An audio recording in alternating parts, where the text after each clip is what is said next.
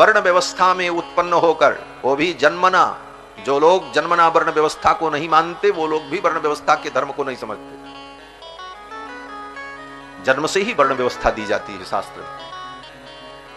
लोग कहते महाराज कर्म से, बड़े बड़े वक्ता बोल जाते हैं,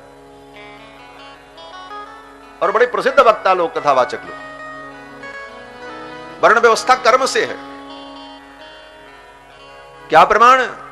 बोले गीता में भगवान कहते हैं चातुर्वर्ण्यम मया सृष्टम गुण कर्म विभागश, धर देते हैं यही पंक्ति। बोले गुण कर्म विभागश, बोले वो गुण कर्म विभागश जो कहते हैं उसका तात्पर्य क्या है?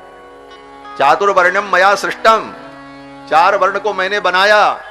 कब? बोले जन्म के समय, माने उनको जो जन्म मिला जन्म से ही उनके चारों वर्ण, ये व्यवस्था भगवान ने दी।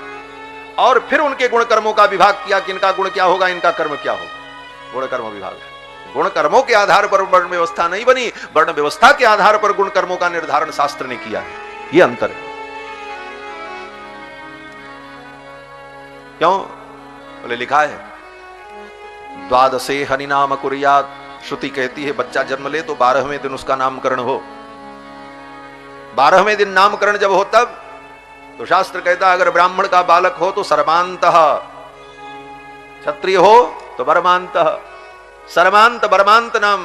ब्राह्मण होगा तो शर्मा, क्षत्रिय हो तो वर्मा, वैश्य हो तो गुप्तः, शूद्र हो तो दासः। तो अभी 11 दिन का बच्चा हुआ, 12वें दिन नामकरण होगा। 11 दिन में वो कौन सा कर्म करेगा जिस कर्म के आधार पर आप तय करोगे कि ये ब्राह्मण है क्षत्रिय? कैसे नामकरण करोगे?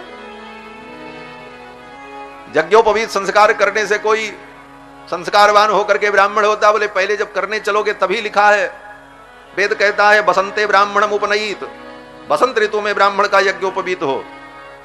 ग्रीष्मे राजन्यम शरद वैश्यम, क्षत्रिय का यज्ञोपवीत ग्रीष्म ऋतु में हो, वैश्य का जो है वर्षा ऋतु में हो। तो पहले ये तय करो कि कौन ब्राह्मण, कौन क्षत्रिय, कौन वैश्य, तब ना उसका यज्ञोपवीत करो। तो कर्म के अनुसार वर्ण नहीं है, अपितु वर्ण के अनुसार कर्म की व्यवस्था शास्त्र ने दी है। यह मूलभूत सिद्धांत है।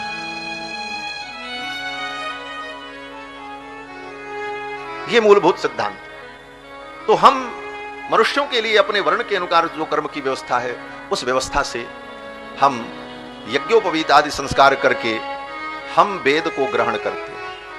वेद को ग्रहण करने की हमारे अंदर योग्यता आती है, तब हम वेद को अपनी तपस्या और साधना से योग्यता संपन्न होकर, संस्कार संपन्न होकर के वेद राशि को ग्रहण करते हैं। ये मनुष्य का धर्म है हमारा।